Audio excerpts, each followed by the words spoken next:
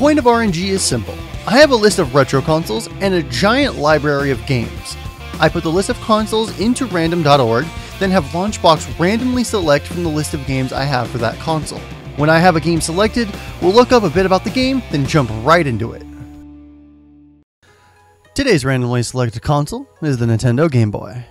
Alright, Launchbox, select me a random game. Alright, this is going to be an interesting one. Today's randomly selected game is Oni 4 Kishin no Alright, today's randomly selected game is Oni 4 Kishin no Ketsukozoku. No, that's still wrong. Oni 4 Kishin no Ketsukozoku Oni 4 Kishin no Ketsukozoku porno. Oni 4 Kishin no Ketsukozoku. Oni 4 Kishin no Ketsukozoku. Close enough. Oni 4 Kishin no the word I can't pronounce. Oni 4 Kishin no the word I can't pronounce is a role-playing game developed by Pandora Box and published by Ben Presto, which was released in Japan in 1994. So this is a Japanese-only release that we have the English translation, fan translation. Oni 4 is a neat RPG that came out for the original Game Boy. Now in the States, we didn't have many RPGs like this on the Game Boy, but if RPGs like this had come out on the Game Boy in the States, I probably would have liked the original Game Boy a lot better. You are an Oni, a twin Oni, actually, except for the fact that your twin sister mysteriously disappeared one stormy night. So, good bit of warning, this game is translated but not fully translated, so the full plot details for this game have not been completely ironed out yet, but let's go ahead and take a look at this because I think RPGs on the original Game Boy are very weird, quirky, and we didn't get them in the States, so they're really fun to look at and see the limitations that they worked with and what kind of game they were able to produce. Alright, straight into it, no frills. I mean, literally, there's no intro or even splash screen. It's literally straight into naming a character, and there's no... Is Otoy? I don't even know what the hell that fourth character is. Yeah, sure. Oh, look, there was a beep, actually. Easy, medium, hard. Let's do medium. I don't know why. Just okay. There's some sound, but it's all black and white. It's very different. What a fierce wind! Looks like a storm is coming. Oh, maybe it's a G. A bargy. Oh, then maybe that's what that is. Hey, look. Okay, there's some music. It sounds good. For the simplistic black and white 8-bit, this is actually pretty good. I really like the art style and the sprite work. I've been, for those of you that don't know, I've been making a game for a while now, and so I liked sprites and pixel artwork. I do, a series of pixel art on my channel, but because I started making a game, I've been looking at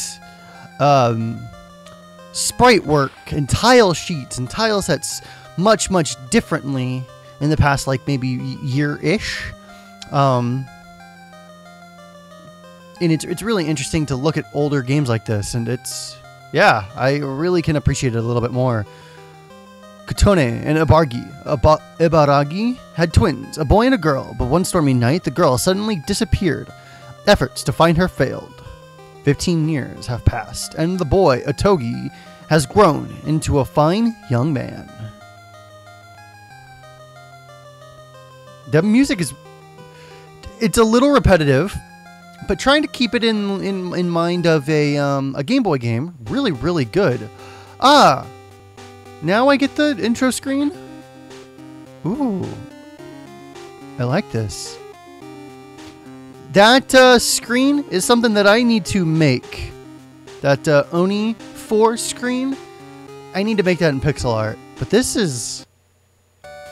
Okay, I don't know what in the hell that beginning portion was. That was strange for it to just boot right into naming your character. Otogi, huh? So we're 15, 16? What was that? it was like someone was calling me. Ooh, okay, so right into it. We get equipment, goods. I would assume that's just, well, no, because I have items. So then what's goods? Like, show me the goods, baby. Oh, baby, oh, baby. I don't know. Items, tech, and stats. There we are. Otogi, level 1. All right. Who are you? Are you mom, dad? Mother, I feel like someone was calling to me just now. Must have been your imagination. I knew what she was going to say before it even got there. Anyway, would you take this next door? I made too much. You received food. We're not going to give it a name. We're just going to call it food. You received food. I don't know why that's so funny to me. I don't... Please take it over and come back. All right, well, fine. So yeah, the sprite work, the, you changed positions, that's weird. Sprite work, the animations, yeah, I legitimately like this. It's pretty interesting. If I would have had this on my Game Boy when I was a kid, growing up in the United States, I think I would have flipped the fuck out for this. This is awesome. But granted, it's probably really short. It's probably maybe only 3 to 6 hours, maybe more, maybe 10 at max. So for like a JRPG that is relatively short, I mean, like my first playthrough of Tales of Grace's F was over 100 hours. So I mean, oh, this is from my mom. So I mean, that's 10 hours is still nothing to scoff at. You probably couldn't play this in one battery sitting, or maybe you could play this before your batteries died on your original Game Boy. Oh, no, never mind. Not on the original. On the Game Boy Pocket, maybe, but not the original. I take that back.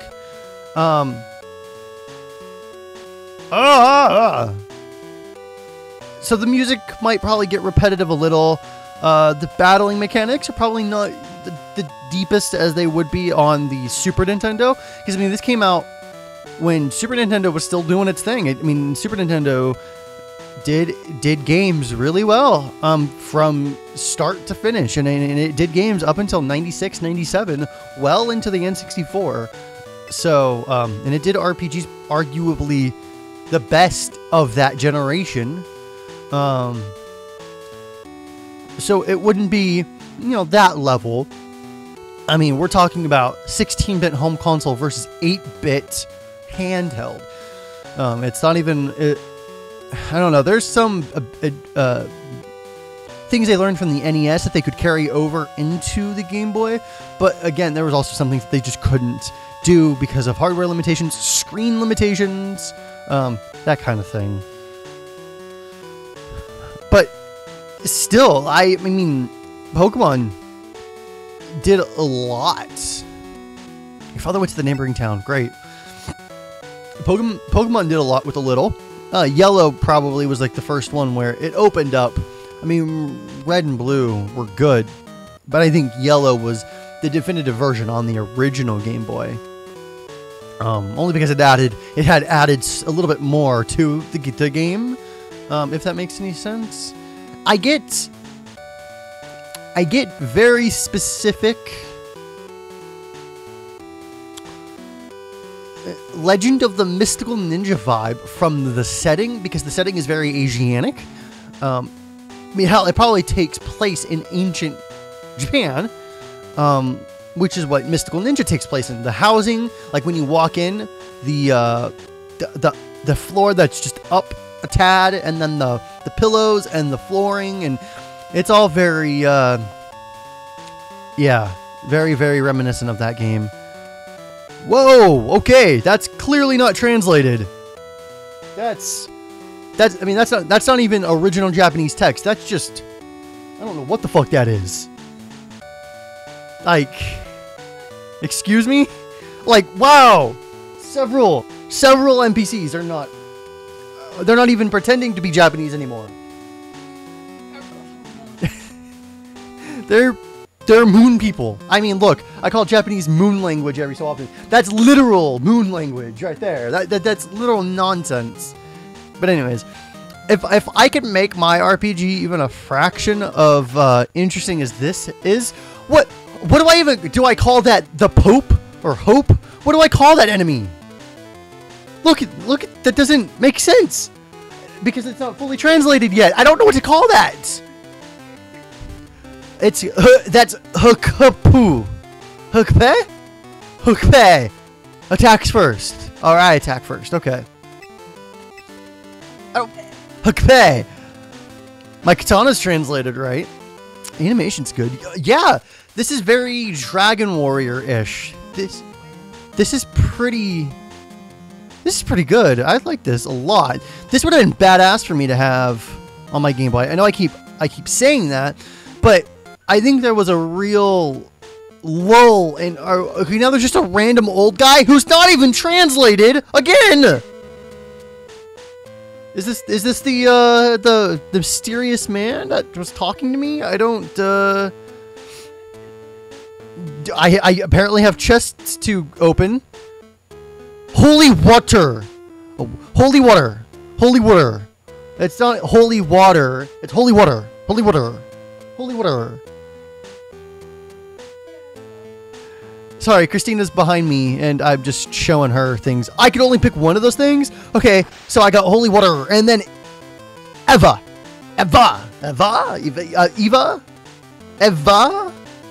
What do I call that? What do I call these things? Finish the translation, please. I don't... Eva? Posturing. What? Okay, let's do... I can't do sword. I don't have skill. Don't have magic. So I can't do text. We'll just attack. Katana. Slice. Okay, I'm not killing this in one hit. Eva, posturing. Hey. Okay, I'm kind of making fun of it because the translation isn't completed yet, but the groundwork is still here. I don't expect the story to be fantastic, but it's still a JRPG, so I do still expect there to be a story. And the mechanics seem to be solid enough. The art is solid enough. The music is pretty damn good. Alright, here's Hukapai again. Their names are going to change every single time. I wonder if I would get a party member. One! It's not even you win, it's one! Aha! Ooh, I actually got damage for the first time. So there is a lack of sound effects in the game, but you know, this is still not horrible. This is actually pretty damn cool. I'm just fascinated because game design nowadays, you know, we have so many open tools and so many resources. Like, I cannot make music. I cannot, well, I can sprite a little bit, but I can't sprite on the level of creating a game. But I still have a whole soundtrack for my game that was professionally made by somebody that they just offered up for completely free. You know, I have tons and tons and tons and tons and tons and tons of sprites that I can use. Some are for free, some I purchased through RPG Maker DLC packs on Steam, but I bought them and I can use them infinitely. Or the ones that I got for free, I can use infinitely.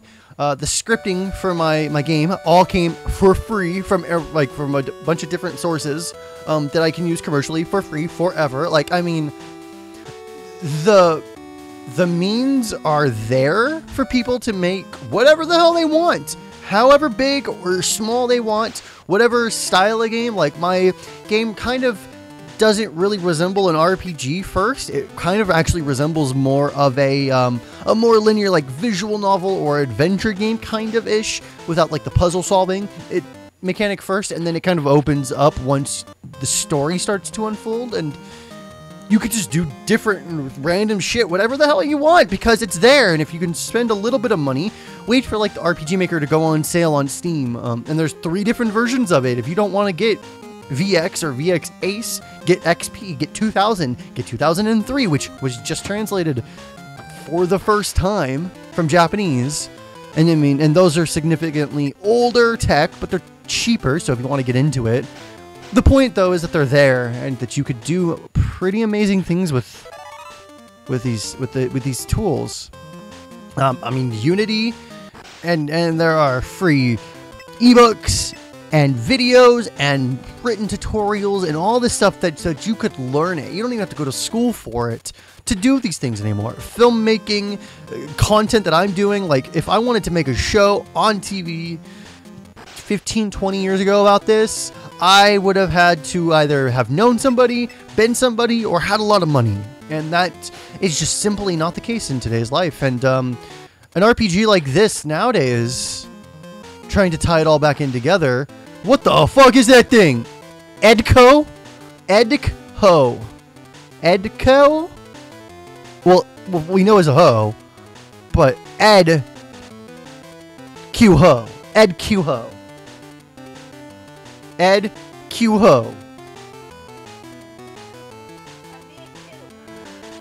Ed Q ho. All right.